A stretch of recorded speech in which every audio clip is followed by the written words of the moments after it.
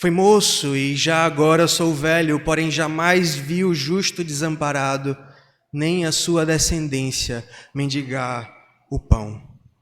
Um dia eu ouvi a história de um pastor que contou a história, na verdade, de um homem que era rico, um jovem que era um tanto rico, tinha uma família grande e um trabalho numa multinacional, um trabalho muito importante numa multinacional.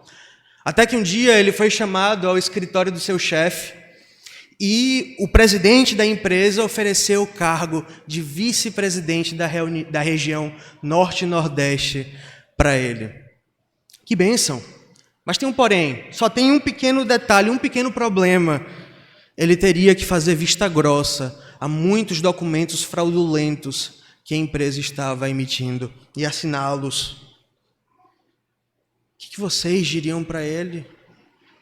Observem o que o seu chefe está dizendo, faça a vista grossa, para o sustento dos seus filhos, ou obedeçam a Deus, ainda que isso signifique que você perca a sua fonte de renda.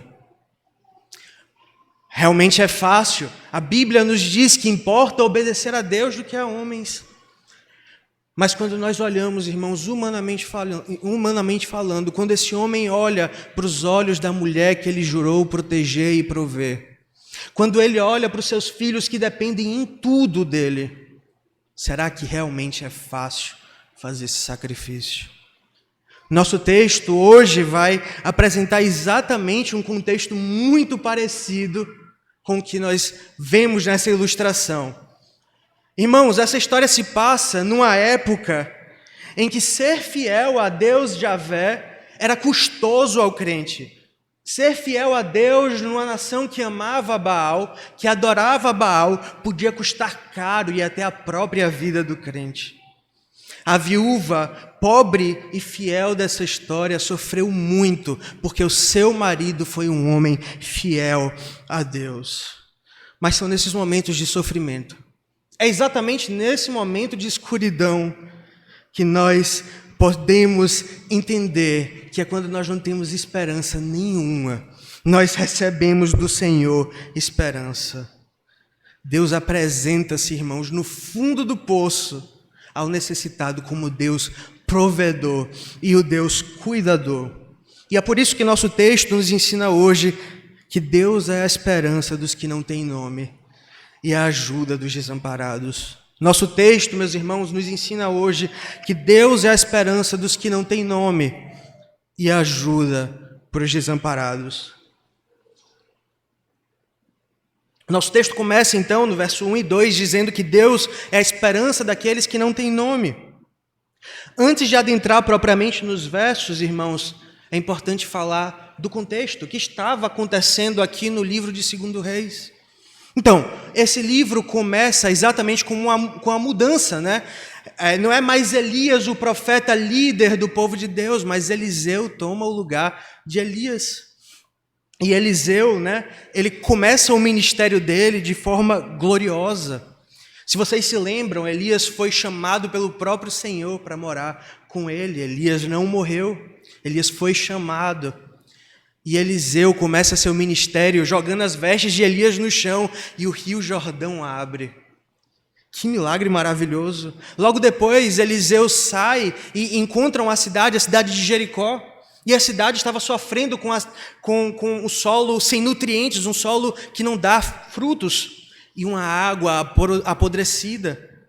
E Eliseu, pela graça de Deus, realiza o milagre de purificar as águas de Jericó, uma cidade inteira.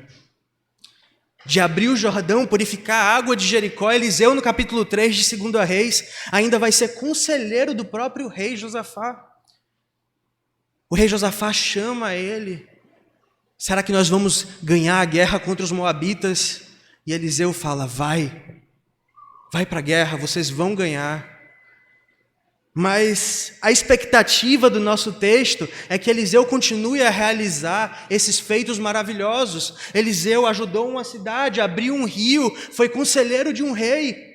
O que nós esperamos daqui para frente? Que Eliseu continue nas cortes reais, aconselhando, cuidando do povo em geral. mas do desespero de uma cidade rural, meus irmãos, e do barulho do campo de batalha, a nossa narrativa nos leva para a casa de uma viúva. A nossa narrativa toma um caminho um tanto quanto inesperado. Eliseu, o grande profeta, bate na casa de uma viúva. A missão do profeta aqui, meus irmãos, Deus deixa claro, não é para reis, não é para governadores, não é para povos inteiros simplesmente, mas com uma mulher, com uma viúva que nem nome tem. Percebam como o Deus grandioso que governa todas as coisas, reis, príncipes, todas as coisas, Ele passa individualmente por nós e conhece as nossas necessidades. Então começa a narrativa, né? A narrativa vai introduzir essa mulher que nem nome tem. Veja comigo no verso 1. Certa mulher das mulheres dos discípulos dos profetas clamou a Eliseu, dizendo: meu marido, teu servo, morreu, e tu sabes que ele temia ao Senhor. É chegado o credor para levar os meus 2 filhos para lhes serem escravos. Quem é essa viúva? Primeiro, ela não tem nome. Nós não sabemos ao certo quem é. Segundo, ela era uma viúva com filhos. Ela perdeu o esposo, meus irmãos. O amado da juventude dessa mulher se foi. A coroa da sua casa não está mais lá. Que mulher sofrida, quando ela encosta a cabeça dela no travesseiro. Imagino que ela pensava nos sorrisos do esposo, do seu amado esposo. A presença cuidadora que trazia a paz de um homem piedoso em casa. Ela pensava no cuidado, no carinho, na proteção, na provisão que esse homem de Deus trazia.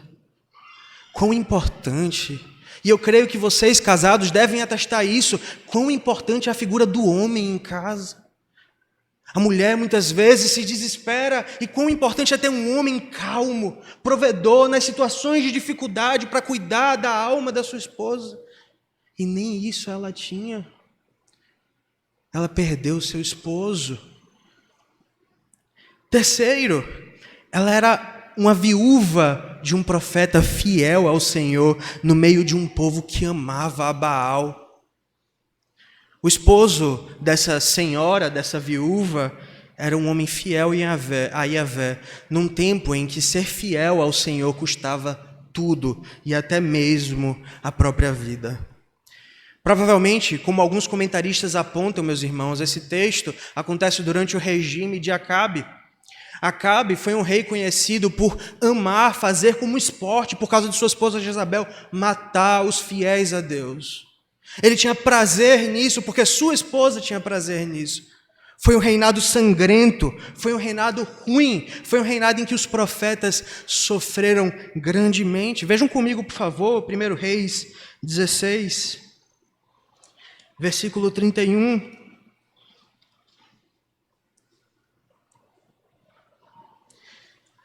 Diz o texto: como se fora de somenos andar nele os pecados de Jeroboão, filho de Nabate, tomou mulher Jezabel, filha de Etibal, rei dos Sidônios, e foi serviu Baal e o adorou. É um rei que institucionalizou a adoração a Baal nos palácios que Deus construiu para o seu povo. Foi nessa época, por exemplo, que o profeta Obadias escondeu 100 profetas para eles não serem mortos.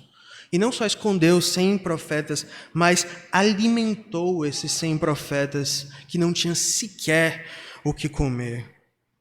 Provavelmente, inclusive, essa é a razão do seu esposo não ter deixado nenhuma herança financeira para ela. Os profetas morriam esfomeados, os profetas morriam perseguidos, os profetas não tinham paz desde o reinado do rei Acabe.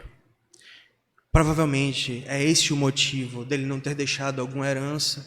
E quão sofrível é para o homem está morrendo, está no seu leito de morte, e não ter nada para dar para sua esposa.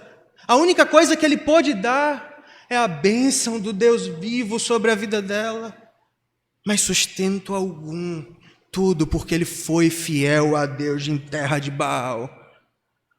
Quarto, meus irmãos, ela corria risco de perder os seus filhos para um credor que aparentemente era incompassivo, um credor que era impiedoso. Veja bem, realmente nós vimos já com o pastor Paulo, em Êxodo 22, versículo 2, por exemplo, que é uma lei dada pelo próprio Senhor, que quando uma pessoa está com dívida com outra e não paga essa dívida, o credor pode pegar os filhos dessa pessoa para servirem por escravos.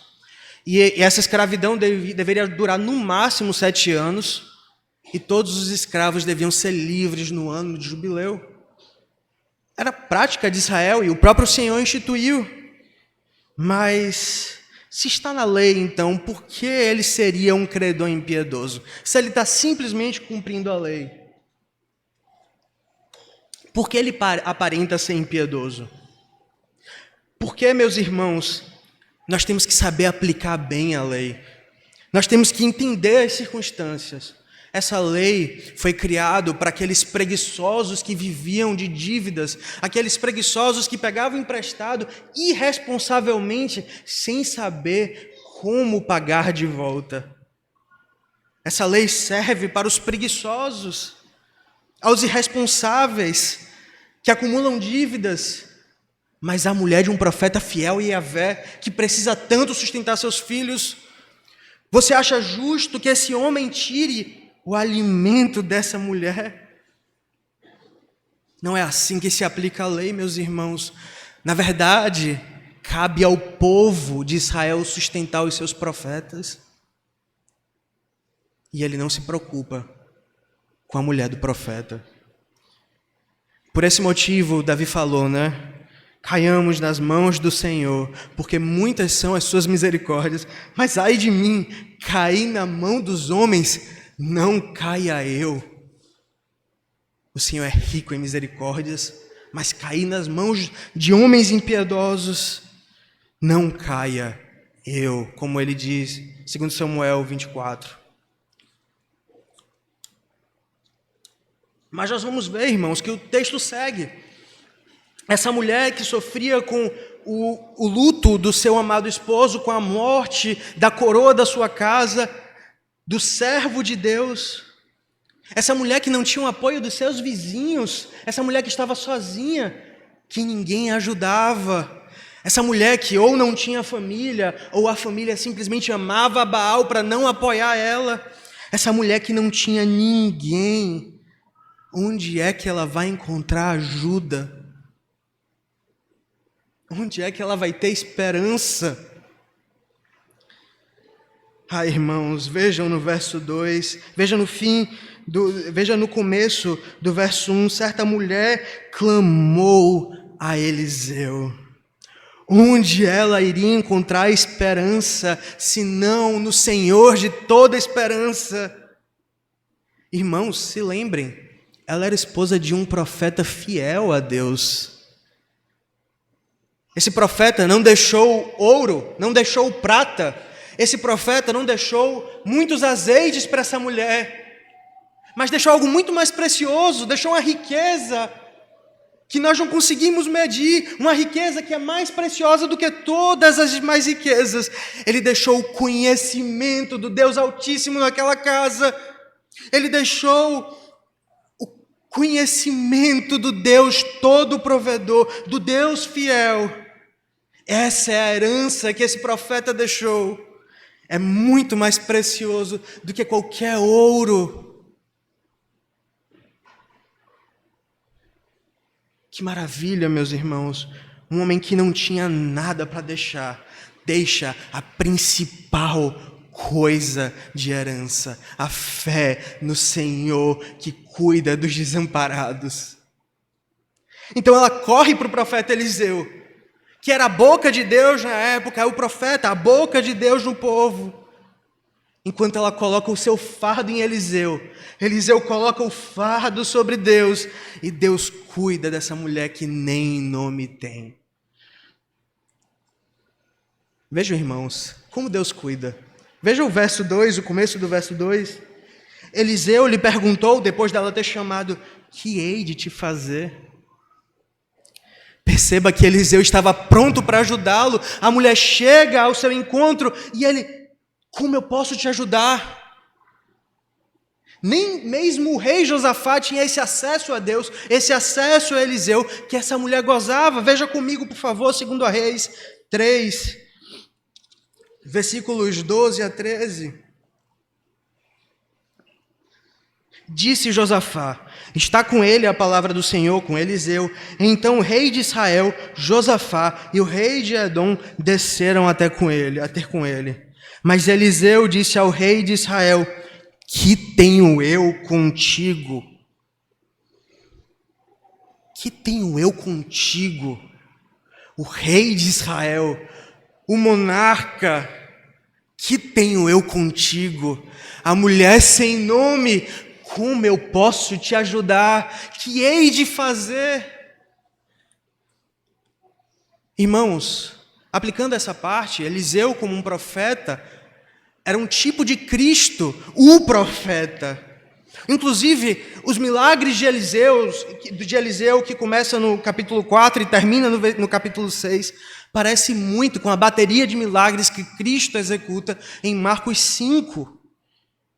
Assim como Eliseu, meus irmãos, Cristo entrou na casa de pessoas saudáveis e de pessoas doentes, de pessoas ricas e de pessoas pobres, de governantes e de serviçais.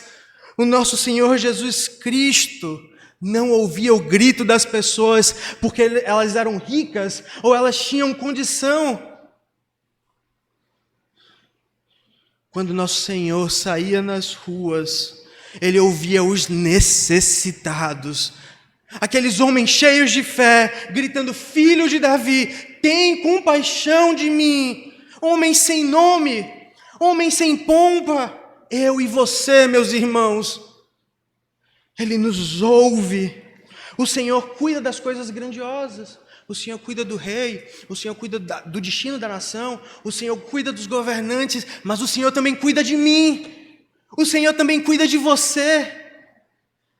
Individualmente, enquanto tudo parecia estar perdido, Deus olha para uma mulher sem nome. Deus pode cuidar de você em todas as suas necessidades.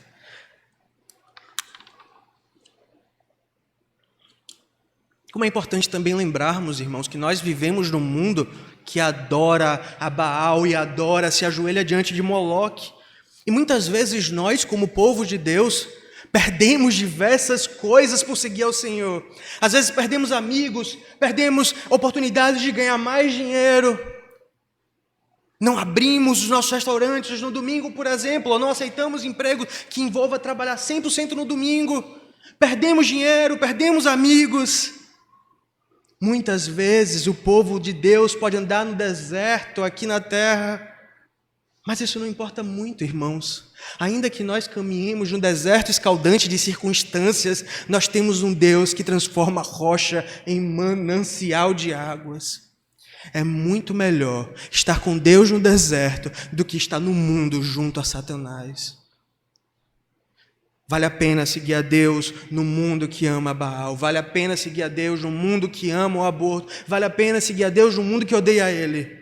Porque ainda que nós percamos tudo, nós ganhamos tudo, nós estamos com Deus todo provedor, com Cristo que se importa individualmente com cada um dos fiéis. O segundo, irmão, ponto vai do verso 2b, da segunda metade do verso 2 até o verso 7, é que Deus ajuda quem não tem ninguém para ajudar. Essa viúva, ela não encontra apenas descanso em derramar os seus problemas em Eliseu, que era a boca de Deus naquele momento. Deus tem um propósito em toda essa dor e sofrimento. Deus tem um propósito nos seus milagres. Deus tem um propósito na vida dessa mulher. E veja, irmãos, que Deus vai usar toda essa situação, toda essa tristeza para aumentar, para deixar a fé dela mais madura, para trabalhar a fé dessa viúva. Essa viúva que não tem esperança mais, essa viúva que não tem ninguém para ajudar, vai ser trabalhada na fé do Senhor Deus. E por isso que o profeta Eliseu, Deus por meio do profeta Eliseu, vai fazer esse milagre de forma bem específica. É um milagre bem incomum, na verdade, que nós vemos, creio eu, somente em Cristo novamente esse milagre. Veja só no verso 2b o que diz, 4, Eliseu lhe perguntou, o que hei de fazer? Veja, dize-me o que tens em casa. Dize-me o que tens em casa. Ela respondeu, tua serva não tem nada em casa, senão uma botija de azeite. O milagre, irmãos, na vida dela começa pelo pouco que ela tem. A única coisa de valor que ela tinha em casa era uma pequena botija de azeite. Não tinha quase nada. O ponto é esse, não quer dizer que ela não tinha uma cama para dormir, talvez, não tinha um lugar para comer com os filhos, mas de valor, na sua casa, ela só tinha uma botija com azeite. Veja como Cristo, ele vai fazer o milagre de uma forma muito similar. Abram comigo em Marcos 6.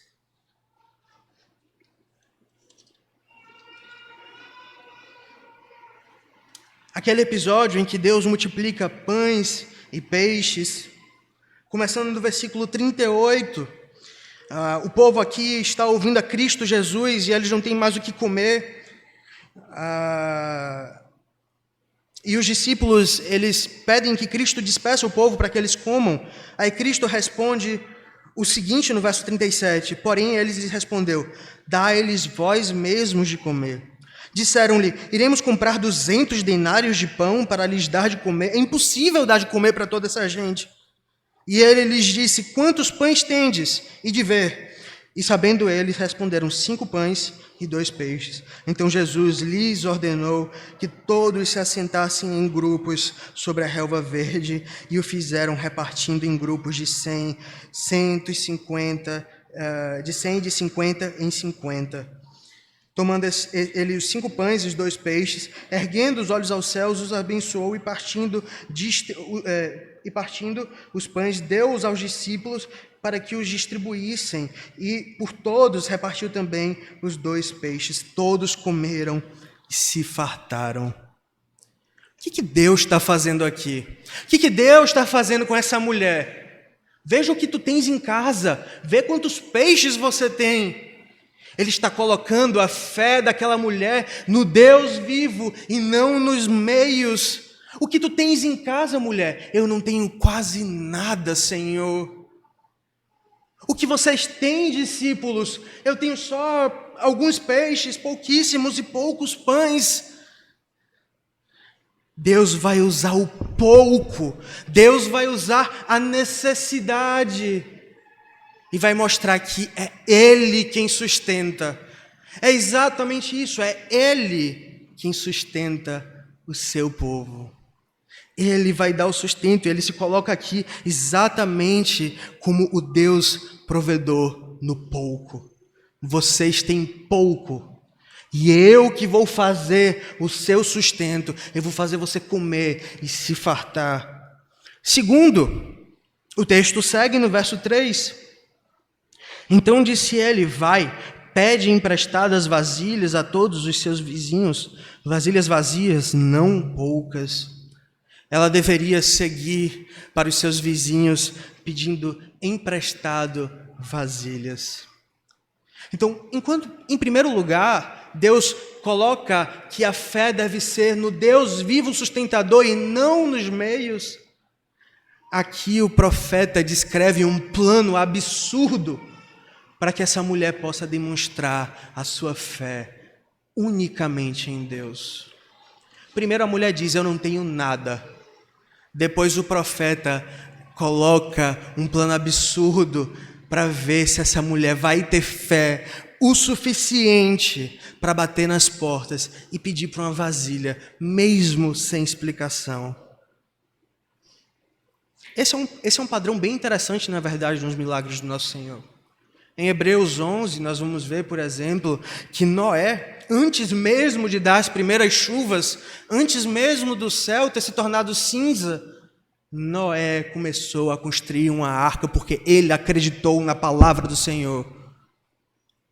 Abraão, que na época era Abrão, que vivia bem, tinha boas terras, e o Senhor fala, sai da sua terra e vai para um lugar que você não conhece.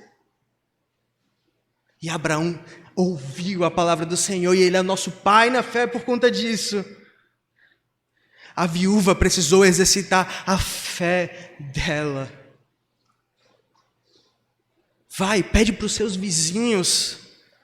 Bate na porta dos seus vizinhos e pede, eu preciso de um vaso. Quando eles perguntarem por quê, eu não sei, mas o Senhor Deus disse que eu preciso desse vaso. E eu tenho fé na palavra de Deus. Deus primeiro tira a fé nos meios e bota nele, e agora Deus requer a fé dessa viúva. Terceiro, o milagre é realizado num quarto fechado, como diz o verso 4, veja. Então, fecha a porta sobre si e sobre os teus filhos, e deita teu azeite em todas aquelas vasilhas, põe à parte a que estiver cheia. Irmãos, é um momento aqui em que a viúva e a sua família somente serão edificados e construídos na fé do nosso Senhor. Esse episódio fecha o ciclo da história da viúva. Veja, ela começa sozinha com seus filhos. E Eliseu fala, vai para o quarto sozinho com seus filhos. Mas sabe qual é a diferença, irmãos? Naquele quarto ela vai aprender a ter certeza de que ela não está só e nunca esteve só. Ela nunca esteve só. E Deus vai derramar os azeites.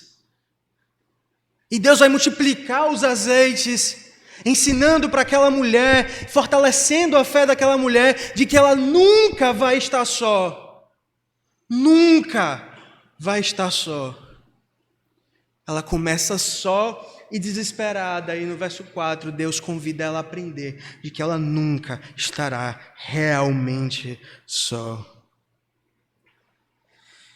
Irmãos, pode até ser que pela fidelidade do marido dela, ela tenha sido esquecida pelos seus vizinhos, pelo governante, ou pela fidelidade dela ao Senhor, ela pode ter sido esquecida pelas suas próprias amigas que amavam a Baal.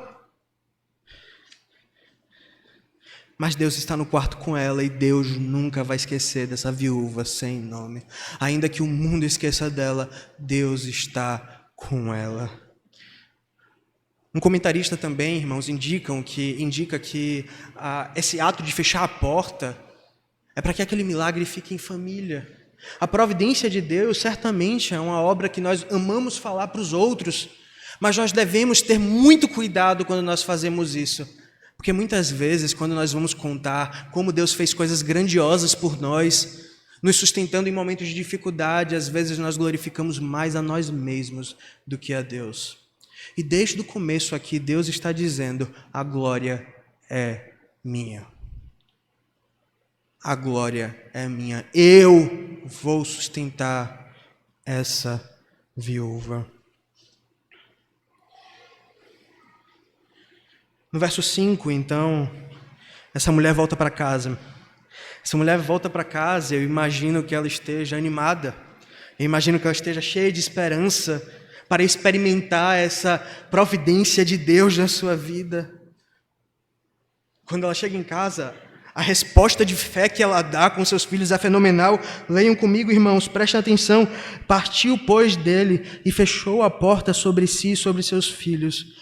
Estes lhe chegavam as vasilhas e ela as enchia. Estes lhe chegavam as vasilhas e ela as enchia. Que tipo de pastor era o esposo dela? A gente consegue ver pela atitude da esposa que tipo de profeta era o esposo dela. Era um profeta fiel, que ouvia a voz de Deus, que seguia a voz de Deus. como esse homem ensinou bem a sua casa. Veja como o ensino de Deus provedor, do Deus maravilhoso, é mais valioso do que qualquer coisa. Essa mulher teve fé e foi até o fim. Que mulher bem ensinada pelo seu esposo. Que herança maravilhosa que essa mulher recebeu desse homem. Ela cuidou, diz o texto, para que tudo seja feito de acordo com o que Deus tinha ordenado por meio do profeta. Ela cuidou para que tudo fosse feito da maneira como Deus ordenou. O ponto, irmãos, é que Deus não nos faz meros espectadores enquanto provê a nós. Deus não nos faz meros espectadores enquanto Ele alimenta as nossas necessidades. Mas nós participamos em tudo com fé no nosso Deus, que faz promessa nas suas escrituras. Eu nunca vi o justo mendigar pelo pão. Nós conhecemos a promessa e trabalhamos duro, e Deus assim nos abençoa. Veja que interessante, irmãos. Deus não simplesmente provê para essa viúva. Deus não está aqui simplesmente provendo comida para essa viúva, mas Deus está em todos os passos aumentando a fé dessa mulher, aprimorando. Essa fé está passando pelo fogo da provação, como diz Tiago. Essa fé está sendo provada, martelada na necessidade, em todos os detalhes. Primeiro, Deus colocando a confiança nele. Segundo, Deus fazendo com que ela ouça a palavra dele e obedeça a palavra dele. E terceiro, nessa obediência de uma mulher fiel ao Senhor. Como Deus está trabalhando a fé dessa mulher em todo esse processo. E como acaba a história da viúva? Sofrimento, choro, tristeza, escuridão. Como acaba a história dessa mulher? Verso 6, vejam comigo, irmãos. Cheia as vasilhas, disse a ela um dos seus filhos: chega-me aqui mais uma vasilha. Mas ele respondeu: não há mais vasilha nenhuma. E o azeite parou. Deus cumpriu o que tinha dito. Deus cumpriu o que tinha prometido por intermédio do profeta. Que mulher de fé. Infelizmente, vez por outra, quando estou preparando um sermão, eu ouço alguns sermões de pessoas que têm pensamentos contrários, como neopentecostais, para saber como eles estão lendo esse texto. E que triste ver que muita gente enxerga essa mulher como uma mulher sem fé, porque não procurou por mais vasos antes de entrar em casa. Na verdade, o texto mostra que ela procurou o tanto que ela pôde procurar. E Deus deu a essa mulher de forma grandiosa, essa mulher fiel, de forma maravilhosa. Mostra a fé que essa mulher tinha também no Senhor, uma fé submissa, uma fé real. E o texto termina, ela volta para o profeta Eliseu, no versículo 7, e pergunta, veja comigo, então foi ela e fez saber ao homem de Deus: o que eu devo fazer agora, Eliseu? Ele disse: vai, vende o azeite e paga a tua dívida, tu e teus filhos, vivei do resto. Venda, pague e viva. Venda o óleo, pague a dívida, viva da sobra. Javé dá em abundância, muito mais do que nós podemos imaginar. Você lembra, irmãos, da história que eu contei no começo desse homem? Muitas vezes não acontece assim, às vezes a pessoa simplesmente consegue sustentar sua família, mas essa história que eu contei desse homem, ele foi demitido e depois ele conseguiu um emprego ainda maior. Quando a família começou a passar por uma situação difícil, providencialmente veio um emprego ainda melhor. Veja que maravilha, Javé faz abundantemente pelo seu povo. Ele não tem simplesmente os olhos às necessidades imediatas que o povo sente. Ele olha para todas as necessidades do seu povo. Ele faz mais, infinitamente mais do que podemos e imaginamos. Como nosso Deus é generoso, meus irmãos. Como nosso Deus é maravilhosamente generoso. Que história maravilhosa. Que história sensacional das nossas sagradas escrituras. As calamidades das nossas vidas nos levam a viver momentos maravilhosos com o Senhor. As calamidades que nós sofremos, os juízos, a falta que nós temos, a necessidade, treina a nossa fé, apura a nossa fé, como fogo bate na nossa fé, e o Senhor renova a nossa fé, e nos leva ao trono de graça. E no final, Deus já vê a testa, eu cuido do meu povo individualmente. Foi-me bom ter passado por aflições. Esse é o sentimento da vida do cristão. John Duncan, ele vai dizer que o momento mais feliz da vida do cristão é quando ele, completamente desamparado, encontra amparo no único amparo, que é o Senhor Jesus Cristo. Encontra graça, descanso no nosso Senhor.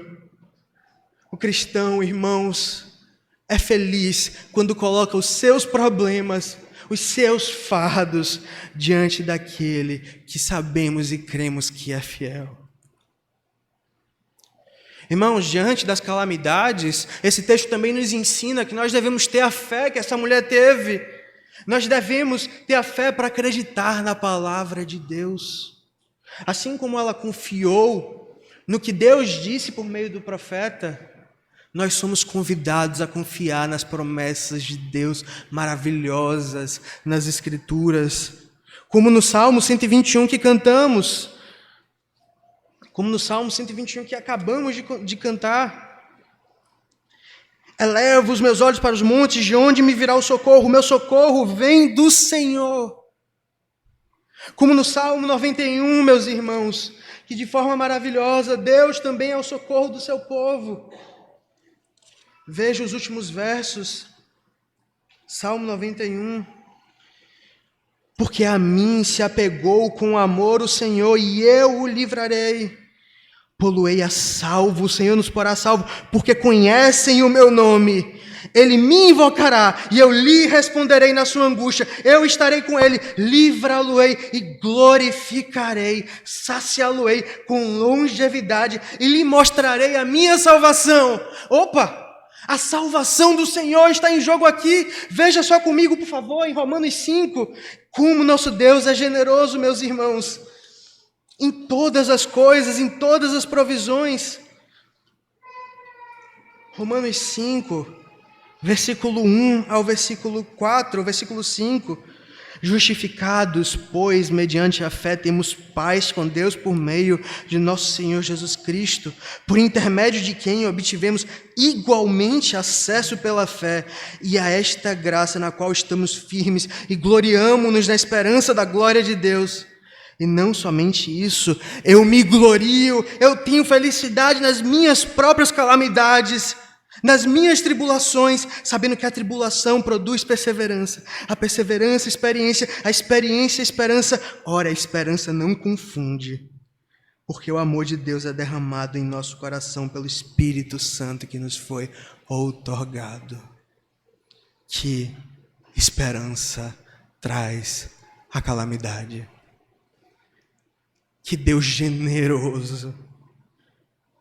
Homens, não tenham medo da morte. Homens piedosos, não tenham medo da morte. Muitas vezes pode até passar pela sua cabeça o que eu vou deixar pela minha esposa, como ela vai viver. Às vezes, esposas também, eu falo com vocês, não tenham medo de perder os seus maridos, mesmo que vocês não trabalhem e trabalhem, na verdade, cuidando da casa. Não tenham medo, porque o Senhor da sua casa, que te sustentou até aqui, vai sustentar até o fim. Ele é rico, ele é muito rico. Ele é o dono de todas as coisas, de todos os recursos, de todos os poderes do mundo. E ele é rico não só para te dar o sustento de hoje, mas Ele é rico para te dar todas, para saciar todas as suas necessidades, inclusive a salvação, esperança. Mas uma coisa, irmãos, para finalizar, que eu sempre me perguntei quando eu li esse texto, que é um texto que eu sempre gostei muito das Escrituras, mas enquanto aqueles profetas, pastores, missionários que vão morrer em uma localidade perigosa, vão pregar o evangelho num lugar em que não só adoram Baal, mas matam os profetas de Yahvé. Mas e se tudo der errado no mundo também? E se de repente no mundo não existissem mais salários? Se a torneira de dinheiro do mundo fosse fechada e não existisse mais nada? Por entre as nuvens, irmãos, vemos a casa de Deus, de um Senhor muito rico. Muito rico. Ele tem todas as coisas na sua mão. Ele leva o sol como um noivo que sai da sua recâmara. Ele veste os lírios dos vales. Ele dá aos seus enquanto dorme. Ainda se todas as coisas derem errado, ainda se um pregador perder a sua vida por causa do nome do Senhor, ainda que a sua esposa e seus filhos também sejam mortos por causa da sua fidelidade ao Senhor, ainda que o planeta Terra declare falência, a casa do Senhor, que é nos céus, esse Senhor que é muito rico, estará aberto para nós. Uma mansão enorme, com ruas de ouro. Ele vai receber você, irmãos. Ele vai receber os seus profetas, os seus pregadores, com toda a alegria. E vai dizer: servo bom e fiel, foste fiel no pouco, foste fiel no mundo que se dobra a Baal, foste fiel contra o mundo. Entra na minha mais rica mansão, banqueteia comigo o mais rico banquete. Ainda que tudo faltar, ainda que eu perca tudo, ainda que eu não tenha nada nos céus, o nosso bondoso e rico Senhor nos dá tudo. Tudo. Cristo é a providência de Deus por excelência. Ele é o cuidado e amor do Deus triuno, que se importa com o seu povo, mas individualmente com cada um de vocês. Esse Cristo nos ensina a orar Pai Nosso. Que nós possamos, irmãos, nos achegar diante do nosso Pai com toda a confiança de que Ele é o Deus de todo sustento. Ele é o Deus de todo sustento, um Deus generoso, que não dá somente o que nós precisamos hoje, mas nos confere a salvação no dia final. Amém. Oremos, irmãos. Bondoso Deus, nós rogamos que o Senhor continue a consolar o nosso coração e nos ensinar na Tua verdade. Que nós possamos nos apegar, Senhor Deus, às Tuas promessas, nos apegar a Cristo, que é a providência por excelência, Senhor. Que nós possamos também, Senhor Deus, entender que ainda que tudo nos falte, o Senhor vai abrir as portas das mansões celestiais para o Teu povo. Nós oramos confiados, tendo fé verdadeira nessas verdades. Em nome de Cristo Jesus. Amém.